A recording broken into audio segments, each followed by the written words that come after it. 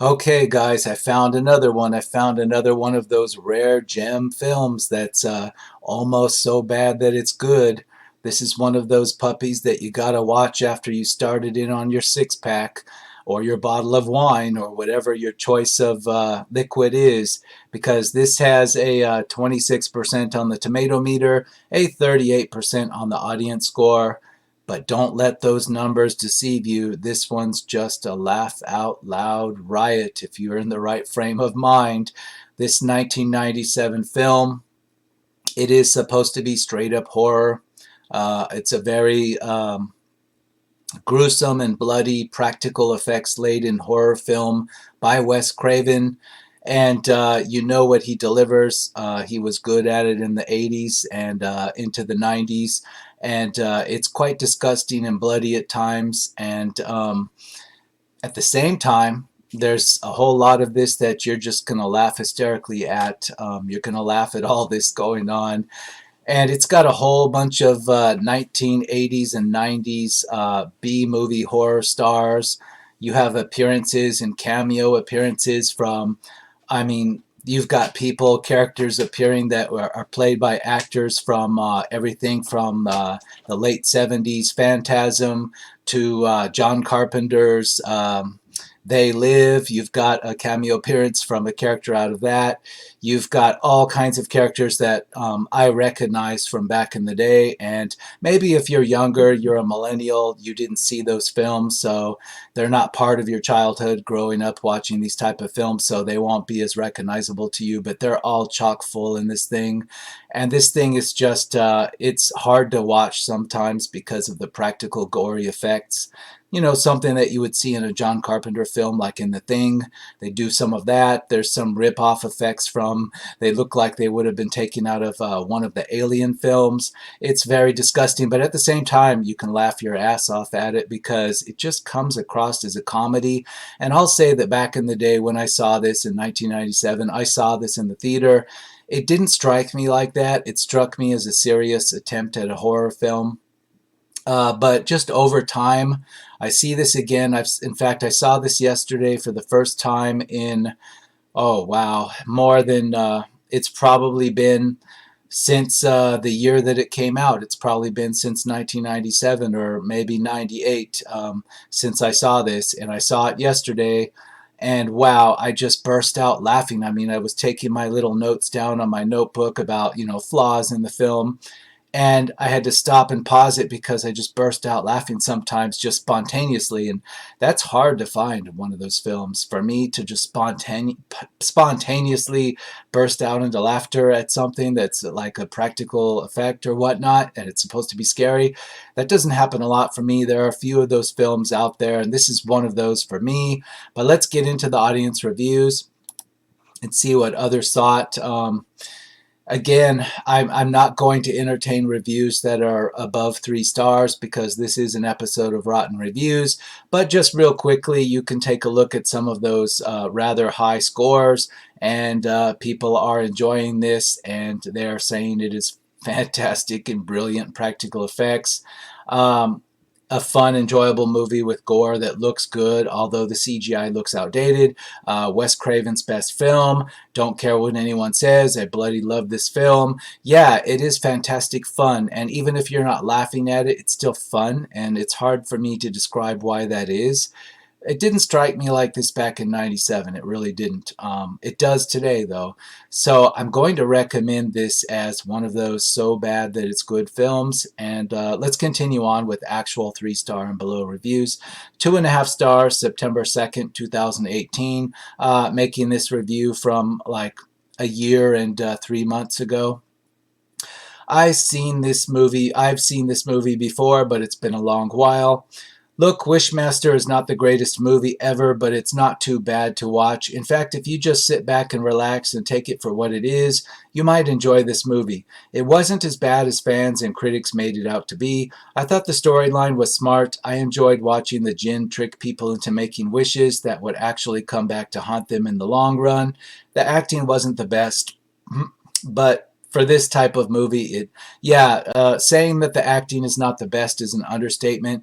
Some of the acting is straight up so horrible. It is so damn horrible, but at the same time, it's so horrible that it's funny to watch it, especially if you're, a little bit into the drink already.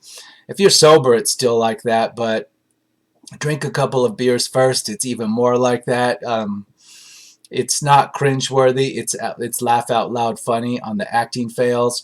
And I'll say that the way that the jinn tricks people, we all know this trope, right? That you have to be careful what you wish for.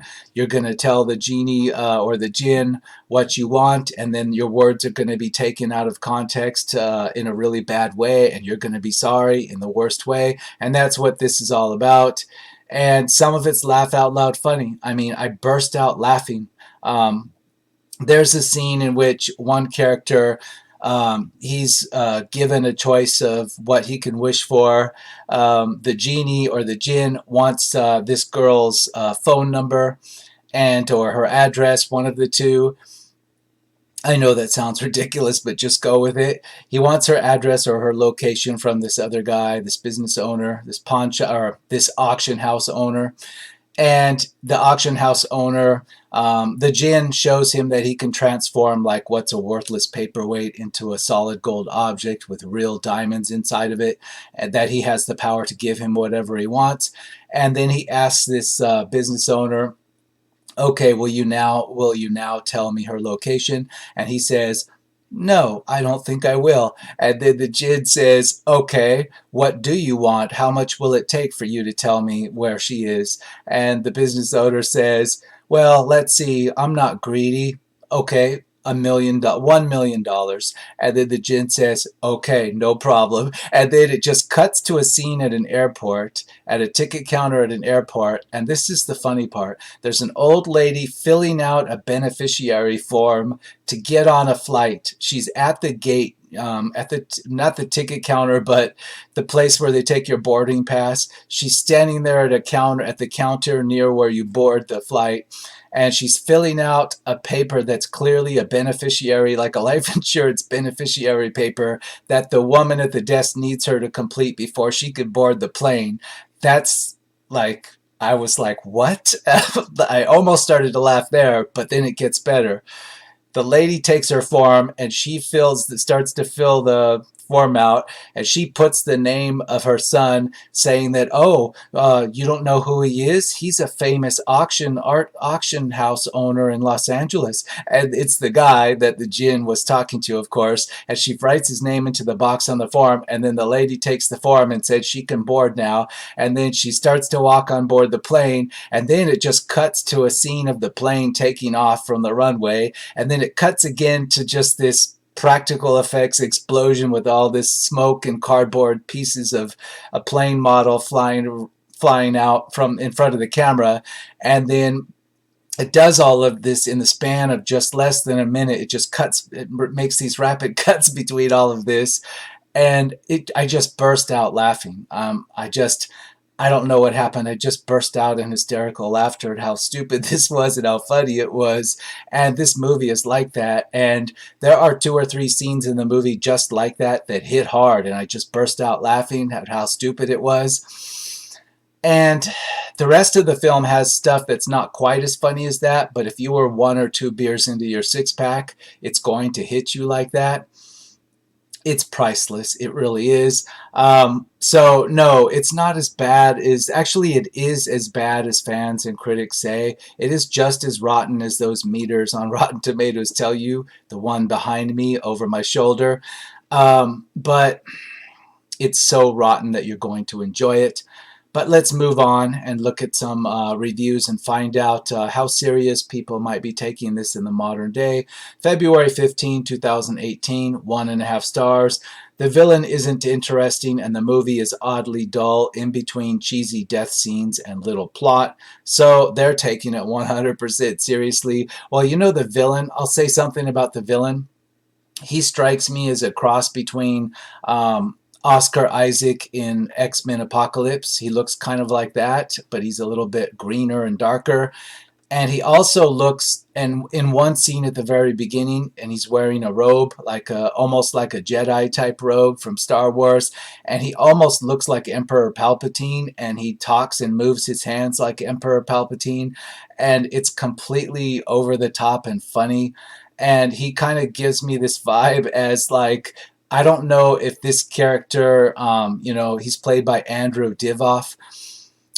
He's kind of a guy that I haven't seen from since the 80s and 90s in anything.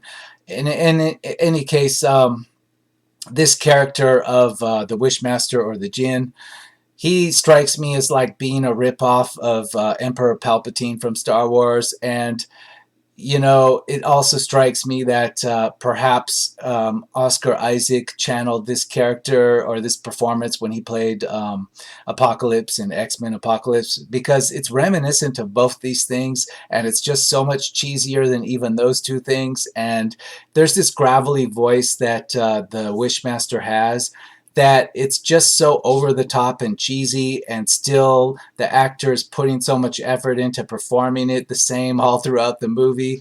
And there was only one scene during the film where this accent like dropped for a second, but for the most part, it kept up reliably throughout the film, and you got to hear this crazy Wishmaster accent that's all gravelly and, what do you call it, vocal fry, that's like really cheesy, but it's just priceless. If you're drinking going into this thing, you're going to find it hysterical. Wow, the reviews are really going back in time quickly on this, because I think overall this film has been forgotten about. We're in 2020, and I think a lot of people just flat out aren't aware that this film exists at this point, but they should check it out if they happen to see it somewhere, because it's worth laughing at. 1.5 stars, 1.5 out of 5.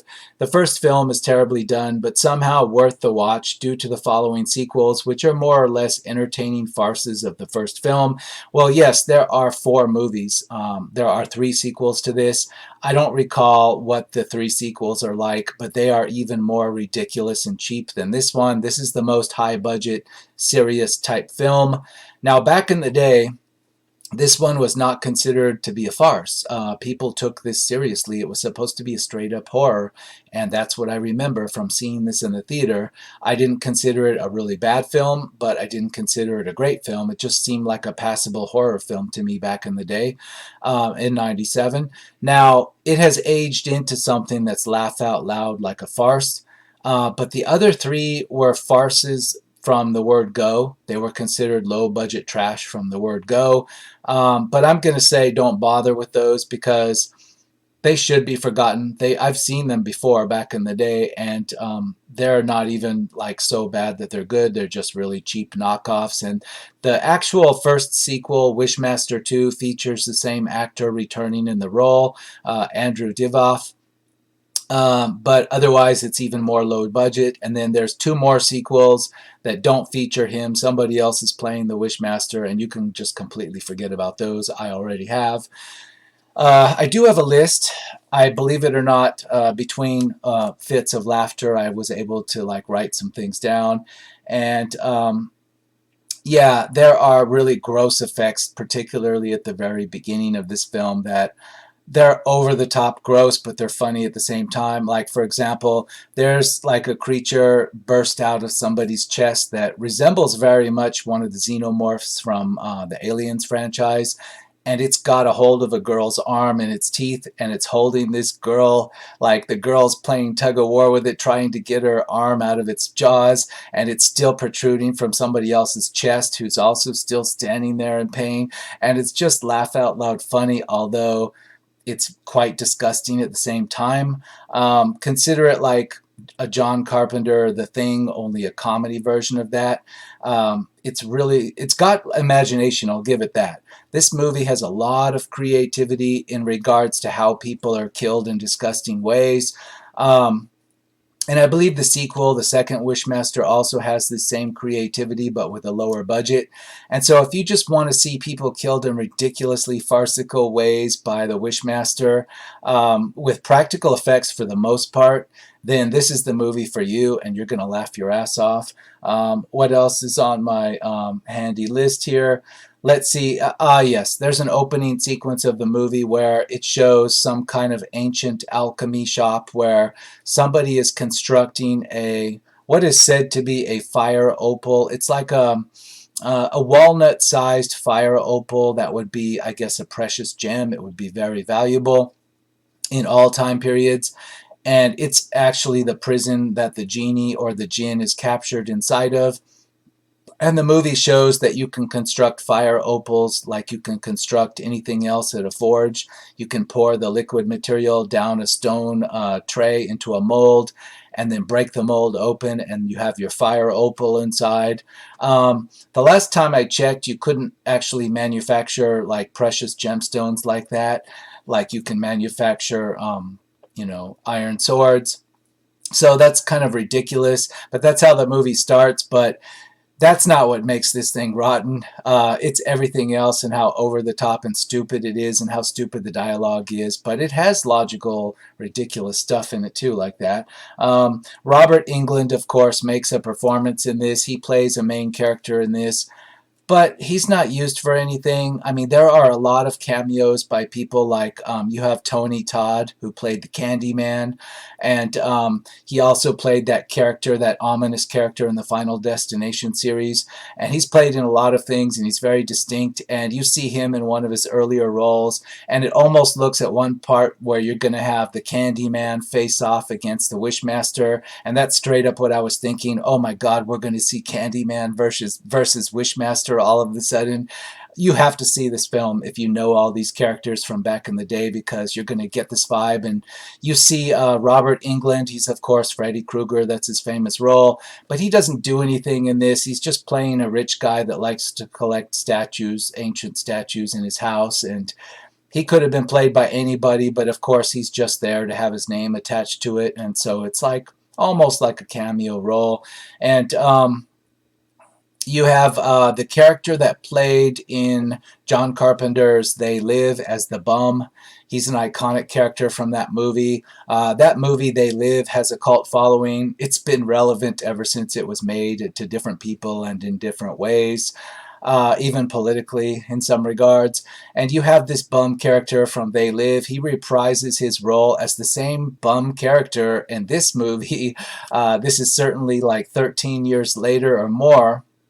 Well, I don't know if it's quite 13, but that's an 80s film, and this is the late 90s. He reprises that same role, that same bum character on the streets of LA, and gets in an actual F-bomb, quite an inventive and an imaginative F-bomb insult contest with a pharmacist, and the pharmacist happens to be played by the actor that played, I believe he played Michael or Michael's uncle in the original Phantasm and some of the Phantasm sequels, and they get into this F-bomb contest with each other, and you have to watch this, especially if you've been drinking. You're going to laugh your ass off, and particularly if you know all these old horror films, you're just going to have a hell of a good time watching these old actors reprise their roles, and they look the same and they talk the same and they're just dropping. There's a lot of F-bombs in this film. It's R-rated. And even Wishmaster, the ancient character, the Jinn himself, drops F-bombs and insults people, and it's just a straight-up riot to watch all of this. Let's move on. 3 stars, April 8, 2017. Such a fun B-movie. Divoff is so great in the title role. There was so much potential for this franchise with what was set up here. Wishmaster deserved better. No, I think this movie, just the way it is just a classic. I wouldn't wish that it would be better or worse than this. Just the way it is, it's just a riot to watch this. It's just fun. You have so many other actors and actresses that show up in this thing that I can't name them, but I've seen them in so many other horror movies. And just it's fun to watch them reprise similar roles and just get in arguments with each other and do stupid things and have bad dialogue and almost make fun of themselves. Half a star, January 13, 2017. This is so bad, so incredibly bad that just, I freaking love it. No matter the time, place, mood, or whatever, I could watch this and just completely trip away from my troubles. So hilariously awful that this effort is. If at all possible, I wouldn't grace it with stars, since on the serious side it deserves none. As a personal experience, though, this gets 6 out of 5, 3 thumbs up, about 13 Oscars, and why not throw in a Grammy for good measure? My slow applause as I stand in thankful ovation. Well, they obviously agree with me that this is a hell of a lot of fun to watch because it is so awful. You get so many callbacks to other films from the 80s and 90s. There are probably even cameos in here that I don't recognize, maybe uncredited ones to boot. I'm guessing there are, and it's just hysterical to see all this going on. 3 stars, July 4, 2016. This was very enjoyable. The cast is impressive. Robert Englund, Tony Todd, Kane Hodder, genuinely nightmare-inducing. Well, it is pretty hard to look at in a lot of ways. It really takes it over the top with the gore, the disgusting, slimy, bloody gore, like you would find in, an old John Carpenter flick, and it's all practical effects for the most part. There are some CGI like ropes, and there's a really bad and really bad, even for 1997, CGI effect where Wishmaster walks through a character that's been transformed into a stained glass door, and that's very bad even by 1997 standards, but most of this is straight up practical effects that are enjoyable in a slimy, disgusting way. 3 stars, March 2016. As a die-hard horror film, you'll probably get a kick out of this movie, worth a watch. Great practical gore effects, imagination, and a largely entertaining villain. Yeah, it's all completely stupid and rotten, but the villain's entertaining and imaginative and unique. All the methods of killing people have a lot of imagination put into them. You cannot say this is boring or that nobody put some thought into this. It works as a rotten film. It works in all the ways that a lot of not rotten films don't work. There are 3 and better star movies out there that have less imagination than this. It's just unfortunate that you can't get this kind of creativity in something that is not rotten, that has good dialogue and great performances and it takes itself seriously. It's so rare that you get it all. But in this, you get a lot of what makes a movie really good, but it's got a whole lot of, your rotten dialogue and your plot fails and your bad acting. And, despite that, it's just so much fun. 3 stars. This is ridiculous and tacky, but it's a real joyride. Well written if you enjoy things cartoonish. Lead actress got some gusto. Lead villain is a total joke, which makes it fun. Yeah, the lead actress in this, I didn't even mention her name. Normally I would mention somebody's name, but she's completely forgettable. I never saw her in anything else, and I actually looked her up and I found that the few things that she was in were also rotten, and I've never seen any of them or heard of any of them. So I'm going to say that she's largely a forgotten actress from the 90s, and that's why I didn't even mention her, because I can't even remember her name. In fact, I can't even remember her character's name, and really, it doesn't matter. I still enjoyed the film. You don't have to remember any of the characters' names because this is so much fun to watch besides that. 3 stars, May 2015. An average horror story with a cool-looking villain, a djinn, who if he can get someone to make a third wish, he will open a rift allowing all the djinn to take over the world. The problem is, when he grants a wish, the wisher gets what he wants, but in a twisted, demented way. Usually the second wish is to stop the first wish, then no more wishes. Decently acted, worth a look. No, it's not decently acted, but it is fun. But it is completely rottenly acted. There are some actors and actresses in this that have done great things in other films, but in this, no. They're written to be rotten, and they perform rotten. 3 stars, April 4, 2015. I haven't seen Wishmaster since I was a kid. I always enjoyed it back then, so I was nervous showing it to some friends that wouldn't withstand the test of time. It totally did, though. Sure, Wishmaster's pretty dumb and it can't keep its story straight, but those practical effects, bellissimo. Yeah, it's one of those films that you can introduce to your friends, and you might be thinking, like this reviewer did, that, well, they're going to hate me and find that my tastes suck and all this because this movie is completely rotten. But no, you'll be surprised. Like, people will watch this and they'll realize it's rotten, but at the same time, they'll be enjoying the whole ride, and especially if they've been drinking, they're really going to enjoy this. Let's see what I have on my list, because I do have things on my list. Now, I'm not going to read many of them because when I think about it, it doesn't matter. But let's see what does matter. Yeah, I mentioned the cameo appearances. Yeah, there are two sisters. The main character has a sister, and I guess her sister lives with her. They share an apartment in Los Angeles. And there's a long, kind of, it borders on boring. It would be boring. There's a scene where they dump a lot of dialogue exposition between each other on why the main character, she's traumatized by the death of her parents from years ago and has never gotten over it, and etc. And it has nothing to do with anything that takes place in the story. You would think it would, but it doesn't. And this would be an otherwise very boring, pointless scene, which I would consider the movie to be boring because of it. But no, it's actually interesting to watch because you get to see these two actresses actually try to deliver lines and be serious, but it's so horrible that you just kind of feel sorry for them, or you want to laugh at them because it's funny how horrible they perform. And you can kind of tell in that one scene between the two sisters why this actress, this main actress of the film, just was forgotten about, because she's just a shit actress. You probably could have pulled anybody off of the street and told them to try to memorize their lines. But it's obvious also that they didn't memorize their lines, and that this camera was set up so that between these two women on the sofa, you could tell they were reading their lines off stage or getting their cues from somebody off screen. But even something that was supposed to be boring between them was actually worth watching just to see how bad it was. So it's like something on my list, but it's not something that makes the movie not worth watching. It actually makes it more worth watching despite it being a flaw.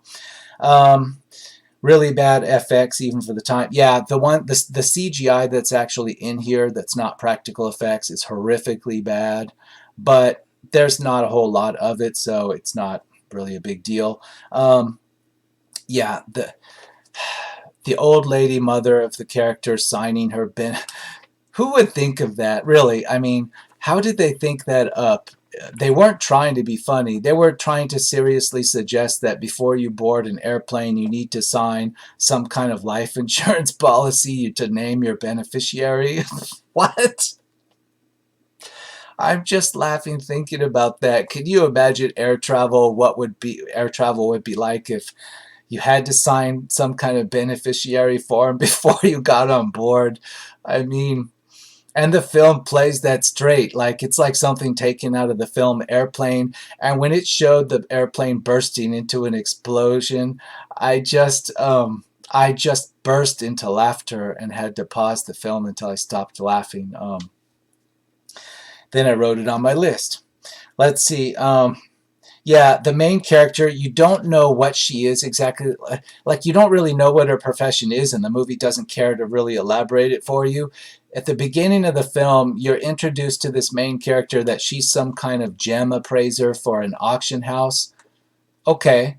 But then a little while later in the film, she's coaching girls basketball somewhere, and that's like her second job or her part-time job. Or you don't know if she's coaching in a school, like, is it a school girls basketball team, or is it like the YMCA and she's volunteering, or is it what? I mean, what is going on here? Like, it alternates between her tracking down the authenticity of a gym and knowing people in the business that would be able to do that for her, like authenticate gemstones, and then she splits her time with teaching girls how to play basketball somewhere else, and you don't even know where this somewhere else is. I don't know.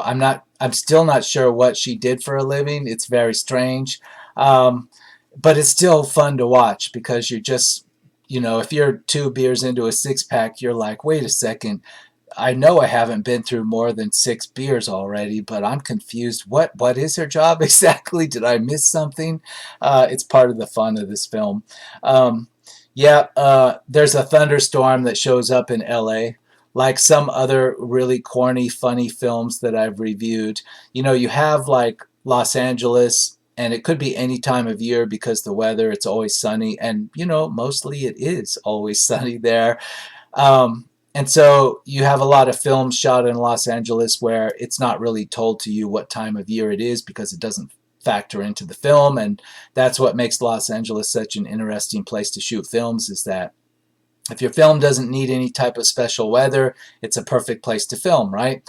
So the film is shot in what's presumably like sunny Los Angeles during whenever, and then all of a sudden when we go to the part of the film where the Wishmaster shows up at this rich guy's mansion for this party. As soon as the Wishmaster shows up in the guise of Andrew Divoff's character, he's not, he looks like a normal human. He shows up to the doorman of this party, and all of a sudden, thunder and lightning is like coming from the sky, and it's nighttime, so you don't actually see lightning or thunder or clouds, but you see, like, I think you get some flashes of light here and there, and you get thunder, like a thunderstorm. It's like a haunted house type of thunder and stuff going on in the background.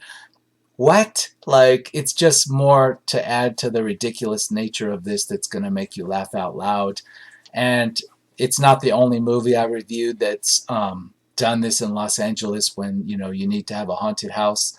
All of a sudden, just thunder starts coming from nowhere. And I'm sure that's, if you take this film seriously, you probably haven't even gotten to that part of the film. You probably shut it off long ago, but just watch through this whole thing and just laugh at all the ridiculousness going on here.